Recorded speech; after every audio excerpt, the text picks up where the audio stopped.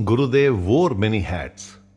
An office worker who had to earn his keep, a mahaguru who had obligations to help and mentor, a practicing spiritualist who had to indulge in astral travel, mantra vidya, kriyas, healing, and a family man who had to support, nurture, and indulge in the upbringing of his dependents.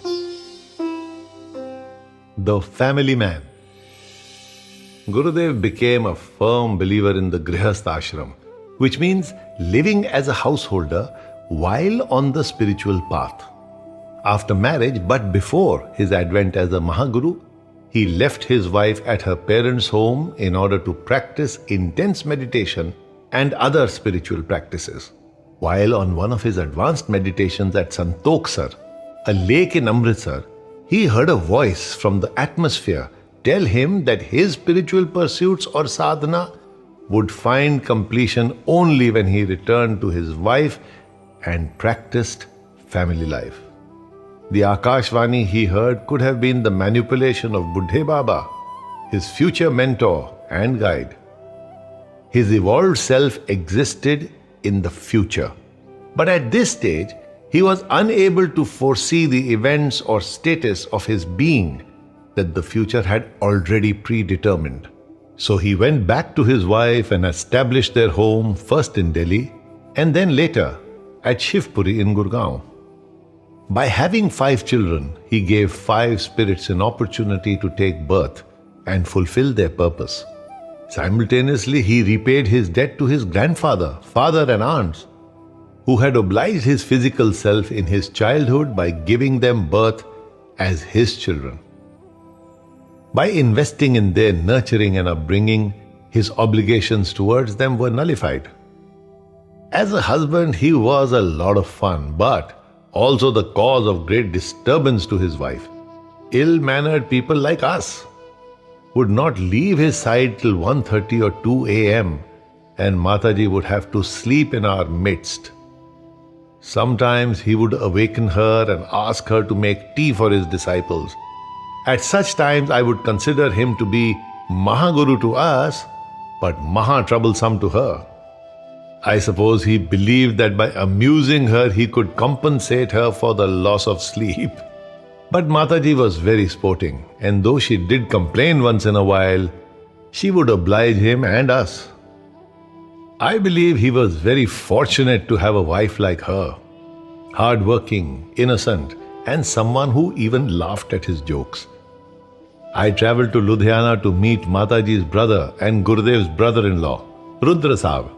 The conversation that follows is nothing short of cute. तो जब पहली दफा आपने देखा, first reaction क्या होगा? Physically होगा? Physical के अलावा शक्ल तो देखने में कोई इतने बुरे नहीं थी जी जी। तो वो तो सामने जाते आदमी एक नजर में पता लग जाता है जी जी। बातें करने का मकसद ये होता है जी कि थोड़ा सा मैं ये समझ सकूं कि इनकी सोच कैसी है, किस तरह बात करते हैं, और थोड़ा सा अंदाजा लाइफ का भी, कैरेक्टर का, उसके अपनी तबीयत का, उसके अपने सोच का जी। थोड़ा सा अंदाजा हो जाता है जी। मैंने फिर एक बड़ा लंबा चिट्ठी, एक उन दिनों में टेलीफोन नहीं होते थे जी, सिर्फ चिट्ठी के ये बाई पोस्ट भी जी होती थी, तो बस मैंने एक चिट्ठी फिर लिखी। मैं कहा नहीं, लड़का बहुत अच्छा है, और बोलचाल में उनके जो मेरे अपने इम्प्रेशन थे जी। क्या थे इम्प्रेशन? मेरे इम्प्रेशन ये थे, इस सारे से ये हुआ कि लड़का सूटेबल है। जब आप लड़के को देखने गए, वो उसको पता था कि आप उसको देखने आ रहे हैं? हाँ, उसको बताया मैंने। अच्छा, आपने क्या मैंने उसको बताया। जी जी जी। गुरुजी ने पहले उनको देखा हुआ था कि शादी के वक्त ही देखा था? शादी के वक्त उन्होंने पहले नहीं देखा, बिना देखे शादी हुई? बिना। उन दिनों में अगर कोई लड़का ये कहे कि मैंने लड़की देखनी है, that was not considered to be a pious और according to etiquette et cetera, nobody liked it. आपकी सिस्टर जो थी तो इनकी क्या नेचर थी? कोई थोड़ा सा कोई सिंपल टाइप थी या थोड़ी सी क्लेवर टाइप थी? नहीं, क्लेवर नहीं थी, सिंपल टाइप थी। कोई नटखटापन? ना, नटखटापन नहीं था इनमें, सीधापन था। सीधापन था, बिल्कुल सीधा। और पढ़ने में भी इतनी बहुत ही वो शार्प नहीं थी। He was an mediocre student थी। हाँ। कितना बड़ा परिवार? हमारा परिवार है, मेरी 4 बहनें थी, 4 भाई थे। Cute and candid is how you could describe him. We switched from brother to sister for her opinion on the man she married, rather on the evolved being she wed. The husband who looked so sweet was a man who gave her many shocks. The first was when some weeks after their wedding, he went into deep meditation while lying on the bed. She panicked because he wasn't visibly breathing. Something drastic must have happened to him, she thought, and rushed to her sister-in-law, who said that he was in a state of dhyan. There was no cause for concern. जब आपकी शादी हुई, आपको पता था कि जिसके साथ आपकी शादी होने वाली है वो कोई स्पिरिचुअल इंसान है? कुछ नहीं पता, मेरे को कुछ नहीं पता था। शादी के थोड़े टाइम, महीने के अंदर अंदर कुछ दिनों के बाद ये एकदम ध्यान पे लेटे, मुझे नहीं मालूम था ध्यान लगाया या क्या किया। और मैंने इनको बुलाने गई कुछ काम करने के लिए, तो ये बोले नहीं। ऐसा लगा कि जैसे सांस नहीं ले रहा। मैंने इनके पंखों हिलाए, इनको हिलाया, ये हिले नहीं। उनके ये क्या हुआ? एकदम से मैं घबरा गई। मैं जाके सिस्टर ला थी, उसको कहा, मैंने देखिए इनको क्या हो गया, क्या कैसे लेटे हैं? कहते बाबूजी ये ऐसे ही करते हैं, पहले भी ऐसे ही करते हैं, मत घबराया करो, ये ऐसे पाठ करते हैं कई बार। फिर मैंने इस बारे सोचा ही नहीं कभी भी। तो फिर बाद में धीरे धीरे मेरे को घर से ही पता चला कि ये वहाँ बॉडियों पे झरने होते हैं, वहाँ पर बैठ के ये काफी पाठ करते थे। आस पास में बीच में थोड़ा पानी होता है, साइड में पक्की जगह बना लेते हैं उसके अंदर नहाने के लिए। जी जी, उसको बॉडी कहते हैं। तो वहाँ पर पेड़ लगे होते हैं, उसके पेड़ के नीचे काफी भक्ति करते थे, सारा दिन बैठे रहते थे। फिर घर में भी आके रात दिन लगे रहते थे। और ये इन्होंने तपस्या की है उन दिनों में, शादी से पहले काफी तपस्या की है। अपने घर में किसी का बना हुआ खाना नहीं खाना, अपने हाथ से बनाना, किसी की बनी सब्जी लेनी, नहीं है सब्जी तो अपना गुड़ निकाला, उससे रोटी खा ली, खुद रोटी बनानी अपने हाथ से, वही रोटी खानी अपने ही घर में, अपने घर में। और कपड़े नहीं पहनने। एक जो लंगोटी होती है वो लंगोटी लगा के घूमते रहते थे, उसी लंगोटी में रहना। ये जब तपस्या करते थे शादी से पहले जी। तो उसमें घूमते घूमते जो कई साधु संतों के पास भी गए, उसमें कुछ क्या बात करते, क्या इनके विचार हैं, ऐसे करते करते इन्होंने अपनी तपस्या पढ़ा। The young lady from Bilga, her native village in Punjab, married a man but lived with a being. Contrary to what we would have expected, her spiritual pursuits were on a do-it-yourself basis. He never motivated her into the subject of spiritualism. But then, destiny had to. Let's continue. गुरुदेव ने कभी आपको कुछ किस्म की भक्ति कही, समझाई कि आप ऐसे करें या वैसे करें? नहीं, मेरे को कोई नहीं समझाया ना, मेरी अपनी मन की चलती रही है। जो पाठ वगैरह दिए आपको सब कुछ नहीं, पहले तो मैं अपने आप ही करती रही हूँ, उन्होंने कुछ नहीं बोला जी। फिर उसके बाद करते करते कभी कोई पाठ करे, कोई मंत्र कर लिया, कोई कुछ कर लिया। फिर मेरा आगे गायत्री पर मन रुका, न चली। फिर मैंने इनको कहा, मैंने कहा अब मेरा गायत्री मंत्र करने से बहुत अच्छा लगता है। तो ये कहने लगे, तेरे को कैसे ना अच्छा लगे, जब मैं गायत्री उपासक हूँ, तू क्यों नहीं करेगी, तू तो करेगी। फिर भी इन्होंने मुझे नहीं दिया, फिर भी मैं गायत्री करती रही। फिर बहुत देर के बाद इन्होंने कहा, आज अब तेरे को महागायत्री सीखता हूँ। फिर महागायत्री मैंने सीखी। मुझे तो जो कहते थे तेरे को करने की जरूरत ही नहीं है, मेरा हाथ मिल जाएगा, ये बताइए तू करेगी, तू तो जोड़ी हो जाएगी मेरे से। तेरे को जरूरत क्या है करने की, मैं करता हूँ ना। He pulled her leg after finally giving her the Mahagayatri mantra and said, you will get half the benefit of everything I do and the full benefit of everything you do. So then you will have 150% of the benefit. So where is the need for you to chant that mantra? Was this competition at home, you think? I don't think so. He just liked to make people feel on top of the world. Mataji continues. आपके कुछ सालों के बाद जब ये सब शुरू हुआ, लोग आने लगे डिसाइपल, आपको इनके अंदर कोई स्पिरिचुअल चीज नजर आई? ना, आपको क्या नजर आया इनके अंदर? भाई आपके तो हस्बैंड है ना, तो एक हस्बैंड के अंदर वो स्पिरिचुअली कुछ चीज देखना कोई आसान काम तो है नहीं। जैसे एक रानी को राजा में कोई राजाई तो नजर नहीं आती। नहीं, पहले के बेटे कहते थे कि देखना मास्टर, जब मैं 35 साल करूंगा तो क्या बनूंगा। ये बताइए क्या बनूंगा। मैं ये सोचती थी इनकी इंक्रीमेंट हो जाएगी। ठीक है। उस टाइम तो मैं सोच ही नहीं सकती थी कि गुरु बनेंगे।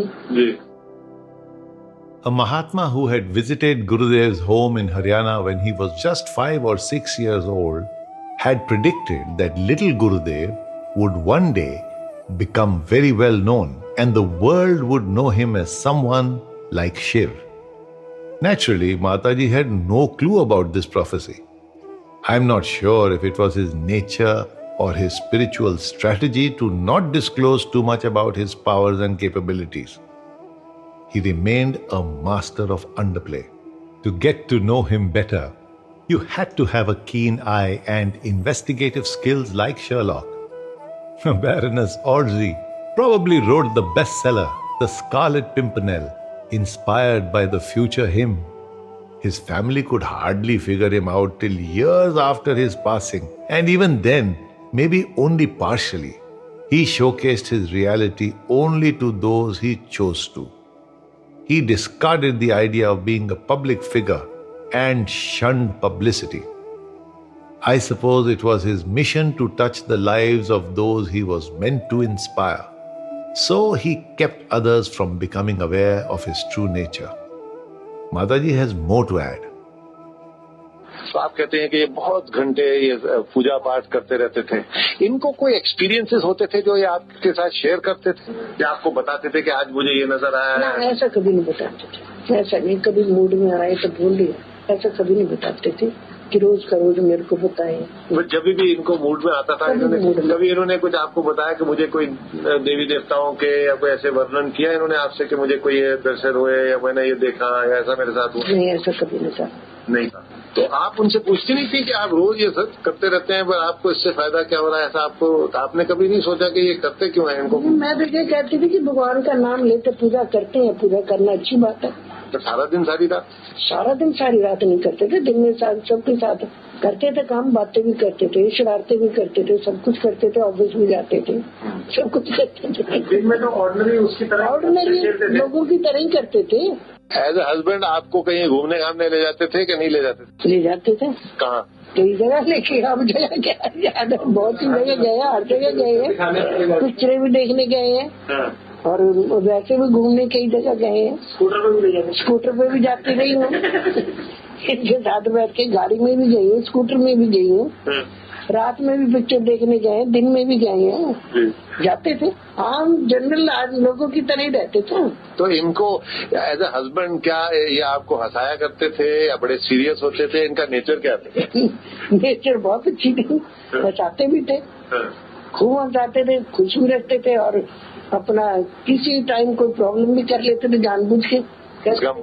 ये होनी जरूरी है, मिर्च मसाला होना जरूरी है। उनसे झगड़ा भी कर लिया।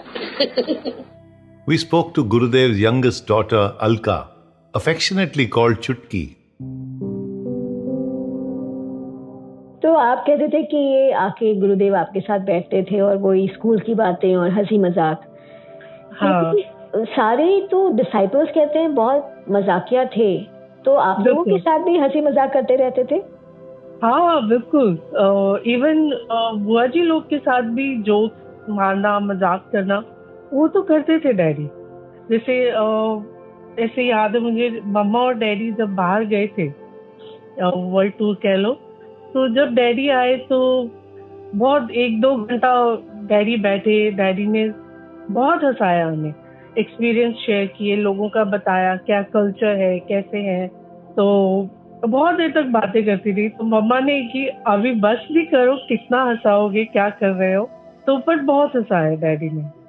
People often become nervous when they come under scrutiny of the income tax department or the IRS or an equivalent agency.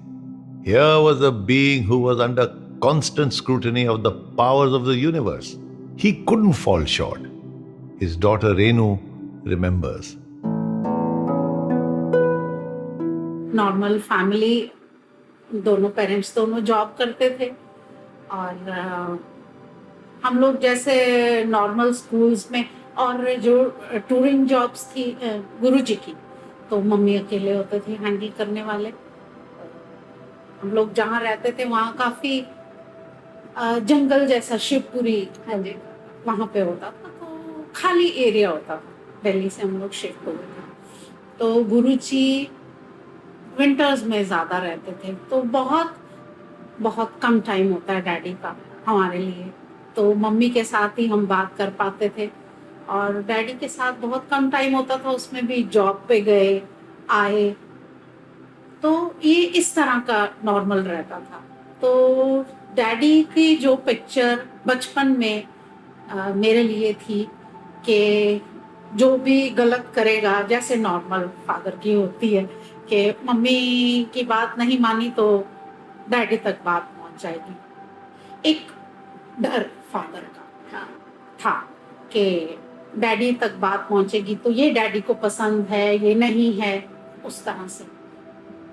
तो जब बाद में कई चीजें क्लियर हुई, उसके बाद जो मैंने डैडी को समझा कि बहुत ही सिंपल और नॉर्मल, वो उनके अपने किसी भी चीज में फिक्स नहीं होते थे। उस वक्त मुझे ये क्लियर हुआ कि डैडी मम्मी से ज्यादा थॉट्स में ओपन, मतलब कि ये चीज है, ऐसा ही करना चाहिए, ऐसे नहीं थे जैसा कि मैं नॉर्मल बच्चों की तरह समझती थी कि फादर हैं, अंडरस्टैंड, ये उन्होंने कह दिया करना है। तो ये मुझे बहुत बाद में, जब मैं यूनिवर्सिटी में थी तब वो भी ऐसे की बातों बातों में कह देते थे कि एक दो बार ऐसा हुआ, कहा कि देखो आप, डैडी आए तो मैंने कहा आपसे तो नहीं कह सकते, और उस वक्त का टाइम ऐसा था कि उनके पास टाइम नहीं होता था, 15-20 दिन भी निकल जाते थे हम लोगों से मिले हुए। हाँ, मिले या देखे हुए, मिलना तो दूर की बात हो जाती है, क्योंकि नीचे रश होता था तो कहते थे कि नीचे। वही घर में रहते हुए 10-15 दिन आप कई बार ही नहीं मिलते थे। कई बार ही नहीं, 10-15 दिन तो निकल ही जाते थे, कई बार महीना भी रह जाता था, हो जाता था। मतलब मैं समझती थी कि हमारी लाइफ नॉर्मल नहीं है, जैसे बच्चे बातें करते हैं, फादर से ये बात हुई तो हमारे लिए एक अलग चीज थी। फादर से बात करना है, सुबह मिलेंगे कि नहीं, चले गए होंगे ऑफिस, हम जब तक स्कूल जाएंगे जल्दी चले जाते थे क्योंकि रश हो जाता था। तो ये चीजों के मैंने कह दिया, बहुत कम बोलती थी मैं, तो जो 2 सेंटेंस में बोल सकती थी हिम्मत करके, तो मैंने कहा आपको कहाँ, आपके पास ना वक्त है, तो हमें तो मम्मी ही हैं जो कुछ है। और मैं ऐसा सोचती भी थी कि हमारी लाइफ में अगर मम्मी ना हो तो हम लोगों के पास कहने के लिए कोई लाइफ ही नहीं है। मैंने बोल दिया ऐसे, डैडी आपके पास तो टाइम ही नहीं होता। अच्छा, 2 मिनट उन्होंने देखा, मुझे लगा डांट पड़ेगी तो कहते कि ठीक है, लेकिन उन्होंने कहा बेटा मुझे तुम्हारी माँ की तरह का प्यार नहीं करना आता, शायद तुम कभी समझ पाओ, कि जब समझोगे तब समझोगे कि मेरा पुत, कुछ ये सब चीजें जब समझ आएगी तुम्हें तो पता चलेगा प्यार होता क्या है। क्योंकि लोगों का भी आना जाना होता था, लेकिन हमारे लिए इससे कोई ज्यादा फर्क नहीं पड़ता था, क्योंकि हमें शायद समझ ही नहीं थी ये क्या है। ये पता था कि जल बनाते हैं डैडी, उस बारे में पता था, ठीक कर देते हैं, कुछ सोचो तो पता चल जाता है। अच्छा, ये भी पता था। ये छोटी छोटी बातें थी, जैसे अब पाठ कर रहे हैं, डैडी पाठ कर रहे हैं, तो हमें होता था कि पाठ करना है। महागायत्री का तो मुझे याद नहीं है कुछ, लेकिन गायत्री मंत्र होता था कि सोने से पहले, जैसे एक नॉर्मल फैमिली में। ऐसा कुछ नहीं था कि घर में रामायण है या कुछ ऐसा। तो उनका प्यार करने का तरीका कैसा था? बस यही बोल देते थे, अच्छा तुमने घूमने के लिए कहाँ जाना है, मतलब वो भी एक बात ही होती थी खुश करने के लिए पूछने, क्योंकि ना वक्त होता था और हमारे पास यही समर हॉलीडेज होती थी हमेशा। तो कहते थे हाँ इस अच्छा बेटा अब जहाँ बोलोगे वहाँ घुमाने लेके जाएंगे, लेकिन प्रोग्राम बनता था नहीं बनता था कुछ ऐसा। तो मुझे पता होता था कि मतलब खुश मूड में है तो एक यही चीज होती कि घूमने कहाँ जाना था, क्योंकि ऐसा मौका नहीं होता था इसलिए। लेकिन ये जो आपने कही कि प्यार किस तरह का होता है, इससे मैं शायद उसको उनके बाद बहुत महसूस करती हूँ, लेकिन उनके होते हुए मैंने नहीं महसूस किया।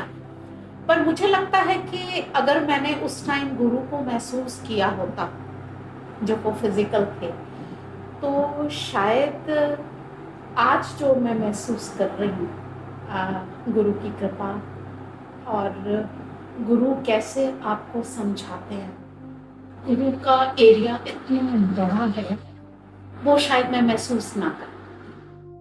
It was a major handicap to be in his shoes. As a family man, the equation was office plus seva plus astral travel plus disciples equals to no time for family. His kids got to see very little of him. And even though he put on his best act while talking to them about holidays, etc., it was not often that he succeeded. Renu, being the eldest, naturally felt a greater sense of entitlement than the younger siblings. Being in his shoes as I am today, I realize how they must have pinched. I find myself inadequate to be the juggler that he was. For those of you who are not exactly expressive and demonstrative, here is a lesson you can leverage to justify your robotic behavior. Emotionally detached people are advanced in mind but also greatly misunderstood. Often Gurudev had to put on an act to show emotions that he hardly felt. It was enactment a la Bollywood. A new name for the spiritual version of Bollywood. Gurudev's younger son Neetu, supposed to be Gurudev's father reincarnate, reflects on the man he called Dad. हाँ, पढ़ाई के लिए भी पूछते थे। कई बार एक दो बार तो ऐसा भी हुआ कि एग्जाम्स वगैरह होते थे, एग्जाम करके आते थे, डैडी हमसे क्वेश्चन पेपर ले लेते थे, बोलते हाँ भाई आंसर बताओ इसका क्या किया तुमने, तो उसका आंसर बताते थे। क्योंकि डैडी क्या है, डैडी मुझे हमेशा पंडित जी बोल के बोलते थे, हाँ पंडित जी क्या आंसर लिखा है इसका, तो उसका आंसर देते। When Hamsa asked Neetu how Gurudev educated him, he had a few interesting things to share.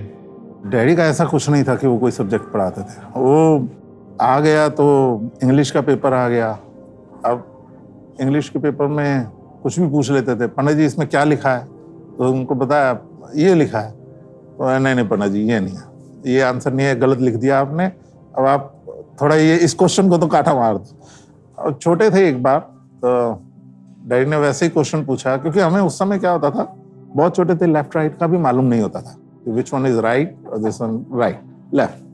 तो डैडी ने आके पूछा, बोला पंडित जी ऐसा है जो अगर हम साइकिल चला रहे हैं या बाइक चला रहे हैं तो हमें लेफ्ट साइड में चलाना है, तो बताओ आपका लेफ्ट साइड कौन सा है। मैंने बोला डैडी ये वाला लेफ्ट साइड है। तो बोले पंडित जी ये लेफ्ट साइड है। मैं कहा मेरा तो लेफ्ट साइड यही है। तो डैडी बड़ा हंसे, वो बोले पंडित जी एक बात का ध्यान रखना, जो कड़ा डालते हो वो आपका हमेशा राइट में होता है। तो ये बातें उन्होंने बताई मुझे। एक इंसिडेंट है जो हिमाचल का था, हम लोग टूर पे गए हुए थे, तो वहाँ पे जैसे बच्चे सारे घूमने चल जाते थे और डैडी रूम में होते थे, कमरे में घर पे, तो हम सारे बच्चे खेलने गए हुए रोड पे, तो रोड पे खेल रहे थे हम लोग। तो उसी टाइम में जैसे पूरा गधों का झुंड आ जाता है, वो आया, तो उससे बचने के लिए मैं साइड में हो गया। तो वहाँ पे एक ना पौधा होता है बिच्छू बूटी, हिमाचल में बहुत कॉमन है वो, तो वो कहीं पे मेरे हाथ पे टच हुआ, मुझे नॉलेज भी नहीं थी वो क्या चीज़ थी जो टच हो गई। वो जब लगता है तो बहुत तेज उसका दर्द होता है, महसूस होता है, और जितना आप उसको रगड़ोगे वो उतना फैलता जाता है वो। तो मेरे को बहुत पेन हुई उसकी, और मेरा हाथ लाल हो गया, मैं ऐसे रगड़ रहा और मेरी आंखों से आंसू निकल रहे थे। तो सारे बोले क्या हुआ, मुझे मालूम नहीं क्या हुआ, मेरे को भी नहीं पता क्या चीज़ लगी, कोई मच्छर काट गया या क्या हुआ, तो सारे लेके गए फटाफट गुरुजी के पास चलो। तो लेके गए और डैडी आराम से बैठे हुए थे कमरे में। अब मैं रोता रोता डैडी के पास वहाँ खड़ा हूँ। बोले हाँ पंडित जी क्या हुआ? मैं डैडी कुछ लग गया जी, बहुत ज्यादा हो रहा, दिखाओ। और हाथ दिखाया, रेड हो गया था पूरा हाथ और वो फैलता जा रहा था धीरे धीरे। और डैडी बिल्कुल काम बैठे हुए और बोला कि पंडित जी किधर लगी ये, कैसे हुआ? मेरा एक तरफ से रोना निकल रहा, मेरा माइंड ये कह रहा था डैडी ये बेकार के सवाल क्यों पूछ रहे हैं मेरे से, आप मेरे को ये बताओ इस पे लगाना क्या है, आप ये मेरे से पूछ रहे हो कि क्या है क्या नहीं। लेकिन फिर भी अब जवाब तो देना है डैडी को। तो मैं उनको बोल रहा, मैं कहा नहीं डैडी उधर गया था मैं और वहां लग गई। अच्छा चलो पंडित जी साथ चलते देख के आते हैं। और रोना निकली जा रहा, डैडी ने हाथ पकड़ा हुआ और मैं डैडी के साथ चल रहा हूँ। और दिमाग जो सा वो वही चल रहा है कि डैडी को पता नहीं क्या, मेरे दर्द का तो देखो, मेरे को कितना दर्द हो रहा है उसका एहसास करो। डैडी मुझे वहां पे लेके गए और बोले कहाँ पे गिरे थे? मैं कहा जी यहाँ। तो उन्होंने मेरे को पौधा दिखाया, बोले ये जो बिच्छू बूटी है ये तेरे को लगी है और इसके बिल्कुल नीचे ये एक पौधा है, इसी में इसका तोड़ है। उन्होंने वो उठाया और वो मेरे ऐसे रगड़ दिया। तो जैसे ही रगड़ा मेरे को आराम मिल गया, बिल्कुल कंफर्टेबल हो गया मैं विद इन 2 और 3 सेकेंड्स। तो फिर उसके साथ ही उन्होंने मुझे ये, आप इसको बोल सकते हो कि हाँ ये नॉलेज थी, उसको एज ए गुरु वो बता रहे थे। उन्होंने कहा बेटा जो नेचर है ना, इसने हर चीज का तोड़ अपने पास रखा हुआ है, बस ये हमें ढूंढना पड़ता है उसको। तो वो उन्होंने बताया मुझे। Chutki or Alka responds to our next question. आप लोग 3 sisters हो, राइट? 3 and 2 brothers। तो फिर आपने कभी देखा डिस्टिंक्शन बिटवीन, अभी ये टिपिकल पंजाबी हाउस होल्ड में होती है ना ये डिस्टिंक्शन, लड़के लड़कियां? लड़कियां नहीं, बिल्कुल भी नहीं था। बाकी हाँ ये मैं कह सकती हूँ कि बाकी फैमिली मेंबर्स में जरूर हुआ होगा कि लड़की पैदा हो गई, ओहो दूसरी हो गई, तीसरी भी हो गई, ऐसे करके। हालांकि बाबा भैया मुझसे बड़े हैं, बट मम्मा और डैडी के लिए कभी भी ये चीज नहीं थी, बिल्कुल भी नहीं। ऐसे तो उस हिसाब से देखें तो डैडी ने जो प्यार रेनू दीदी को दिया है, चाहे वो बड़ी डॉटर है या जैसे भी है, उनको पूरी अपनी तरफ से एक जैसे फादर रिस्पेक्ट देता है, ऐसे किया ही है रेनू दीदी के साथ। तो वो कोई ऐसे फर्क मुझे कभी नहीं फील हुआ। He treated femininity with a lot of respect. He believed and explained that women were a form of Shakti and that Shakti was a game changer. Most of my Guru Bhais would add their red flags to mine and testify that he always took the paksh or side of our wives. Here, he practiced discrimination. I would have loved to say Inqilab Zindabad, but who would have listened? Sailing on 2 boats? Never an easy proposition. Families require indulgence and children generally have a sense of entitlement. His children had to accept the fact that they had to share their father with lakhs of people. Though he tried to do as best as he could, that best was regulated by extreme limitations of time. Another handicap was that he was a man on a mission. The mission included the upbringing of hundreds of downlines who also looked upon him as their father. Divisible dad. Wow, not an easy act to perform. Younger son Neetu is a diplomat, and in the next few sentences, he showcases that skill. As a father Gurudev कैसे थे? अगर वैसे देखा जाए तो मुझे कहीं पे भी ऐसे महसूस नहीं हुआ कि उन्होंने, क्योंकि सारे ये बोलते हैं कि जी आपका टाइम लेके गुरुजी ने हमारे को टाइम दिया, बट हमें कहीं पे भी मुझे तो कहीं पे महसूस नहीं हुआ कि नहीं डैडी ने मेरा टाइम लेके किसी और को दिया। क्योंकि अगर वो पब्लिक के साथ थे तो भी वो हमारे को भी अटेंड कर रहे थे उसी टाइम पीरियड में। अगर मैं नीचे आया तो ऐसा नहीं है कि पंडित जी, उन्होंने बोला पंडित जी आप बाहर हो जाओ, नहीं आ रहे हो तो हाँ पंडित जी क्या काम है, कोई काम है, आ जा अंदर आ जा। तो हम अंदर आए और ये भी नहीं था कि मैं इसके साथ बहुत जरूरी बात कर रहा हूँ तो तेरे को वो चीज नहीं सुननी चाहिए। हम पूरे उसी ढंग से चले, वो उन्होंने सारी चीज़ें बताई उन्होंने। हम लोग खड़े रहते थे, ठीक है वेट कर रहे हैं या क्या है, लेकिन ऐसा कभी महसूस नहीं हुआ कि नहीं वो हमारे को अटेंड नहीं कर रहे। बीच बीच में अटेंड भी कर रहे हो, बीच में पूछते भी रहते थे कोई और बात है पंडित जी, स्कूल कैसा चल रहा है, वो सब। और ऊपर आके हमारे साथ पूरा टाइम भी देते थे। और मैंने जैसे बता रहा हूँ, समर हॉलीडेज होती थी, वो हमारे को पक्का होता था कि समर हॉलीडेज मीन्स डैडी के साथ 1 महीने के लिए घूमने जाना है, कहीं बाहर टूर लगेगा तो टूर पे ले आते थे। और पूरा टाइम उसके लिए डैडी ने पूरी तैयारी कर रखी होती थी कि बच्चे टूर पे बोर नहीं होने चाहिए, उसका सारा अरेंजमेंट होता था, वीडियो वगैरह सब लेके जाते थे। मैं 50 या 100 वीडियो कैसेट्स डैडी लेके जाते थे, जो हम लोग वहाँ पे अगर रात का टाइम है, क्योंकि कोई और एक्टिविटीज होती नहीं थी हिमाचल साइड में, तो उस टाइम पे हम लोग वो मूवीज वॉच करते थे सारे इकट्ठे बैठ के। Alka swings to the tunes of nostalgia and continues her walk down memory lane. Alka ji, आपकी फर्स्ट कॉन्शियस मेमोरी गुरुदेव के बारे में क्या है? एज ए फादर, जो एज अ फादर आपको वो कई जो डिस्टिंक्ट मेमोरीज हैं वो क्या हैं आपकी?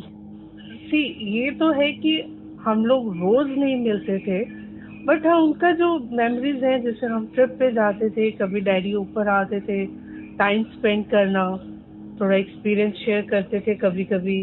और कुछ ना कुछ डैडी का ये कि कोई भी बात को अगर समझाना है तो वो एक आध सेंटेंस के अंदर वो एक बहुत बड़ी बात को इन शॉर्ट में बहुत अच्छे से समझा देते थे। ये है, हाँ ट्रिप पे जाते थे जहाँ डैडी का टूर होता था, वहाँ पर हमें भी लेके जाते थे। वो मेमोरीज हैं हमारे पास एज ए फादर। एक बार मुझे याद है हम लोग नेपाल गए थे, उससे पहले तो आई थिंक 82 की बात होगी मे बी। तो उस टाइम पे लेके गए और डैडी ने बोला होगा, दीदी ने बोला होगा कि नहीं नहीं इतना छोटा ट्रिप होता है, इतना चलाते हो सब। तो आके मुझे याद है जाने के टाइम पे तो सब ठीक रहा, आके रेनू दीदी की क्या घुमाया आपने हमारे को, आपने कहा था आगरा लेके जाएंगे, वहाँ ताजमहल दिखाओगे, वो कहीं नहीं लेके गया। तो डैडी बोलते लेके तो गया था तुम्हारे को आगरा। दीदी कहते कब लेके गए? बोले वहीं से क्रॉस तो किया था हमने। तो हंसी मजाक भी चल रहा है, लेकिन दीदी को एकदम गुस्सा आ गया। It is not easy to explain to a set of school kids that true love is beyond the laws of limitation. For love is not an emotion, it is a radiation. It is not exclusive and cannot be contained. It has to spread like fragrance and envelop not some, but all. This understanding did manifest in his kids, but over a period of time after he had passed on. We continue with Gen 2. Back to Alka. तो रेनू दीदी है कि नहीं मुझे ऊपर drawing room चाहिए, हमारे dining room चाहिए, बच्चे बड़े हो रहे हैं उनके पढ़ने के लिए चाहिए।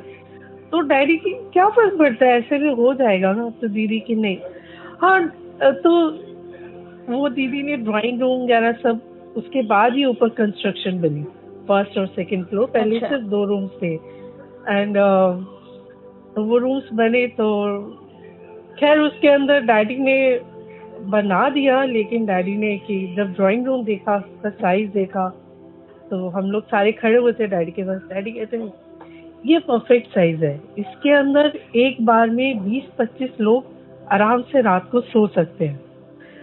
तो रेनू दीदी की शक्ल देखने वाली थी कि ये मैंने गेस्ट के लिए या ड्राइंग रूम बनाया है और डैडी ने एज ए गुरुजी उसको पब्लिक के लिए बनाया है। तो बस दीदी फिर की समझ गए कि नहीं, डैडी ने पब्लिक के लिए ही सोचना है, जो भी है जब वो चीज़ उस चीज़ के लिए यूज होगी तो उसी के लिए ही होगी। बट डैडी ने ये भी बोला कि बेटा हम तो फकीर बन गए, हम इन सोफों से और बेड से क्या लेना देना। तो फिर दीदी ने कोई ज़्यादा आर्ग्यू नहीं किए, तो वो हमारे सामने की बात है। बट फिर भी रेनू दीदी ने कहा तो वो चीज़ हुई। वाह। दीदी हमारी तरफ से भी फाइट करना कि नहीं बच्चों को घूमने जाना है, आपको तो नाम भी नहीं पता होगे बच्चों के। तो फिर डैडी तुझे क्या लगता है मुझे बच्चों के नाम नहीं पता? मैं बताऊं, अब पता नहीं डैडी नीचे से सीख के आए थे या क्या, लेकिन डैडी ने सबके हमारे नाम लिए, क्लासेस लिए। फिर दीदी की ठीक है। To forget your children's names is certainly cause for embarrassment. But then the mahaguru lived beyond his body, and coming to terms with his physical reality was sometimes a challenge. The person who bailed him out of these tough situations was Mataji. She was like the rudder of the kite. Uma Prabhu pays a relevant tribute to her. More than Gurudev, it is Mataji who must have led a very difficult, because he was a driven person. And that is the reason her quiet simplicity, her quiet spirituality was a big, how do I say, anchor to the spirituality of Gurudev. That's why that Shiv and Shakti that you say is apt in their case, no? Yes, absolutely. I mean, she was quiet. You have that quietness, that quiet fortitude, that simplicity, that spirituality that oozed out of her. And that is the reason she didn't have to give you any ashirvad, and you just had to be in her presence, and that aura that radiated from her was so soothing that it comforted you. Mataji was much taller than she measured physically. She would look after the back-end operations at their home, Kamsthan, and perform a lot of hard labor. I remember how every morning she would take the curd and use an ancient apparatus called madhani to churn it and separate the butter. Gurudev would insist that the ghee that was used at the Sthan temple should be pure. One day I acted heroically and offered to help do the churning. And boy, did I almost collapse halfway through. She had to finish the job, and I was left embarrassed.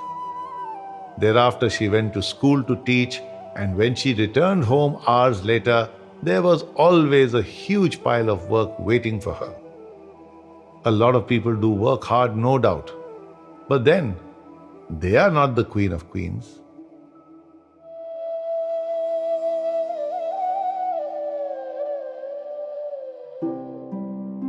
अपने माजी से ना शर्मिंदा रहो, रोज सूरज बन के ताबिंदा रहो। मौत से बचने की एक तरकीब है, दूसरों के जहन में जिंदा रहो, दूसरों के जहन में जिंदा रहो। Be not embarrassed by your past. To others, be a shining spark. The way to live beyond your life is to live in others' hearts and minds.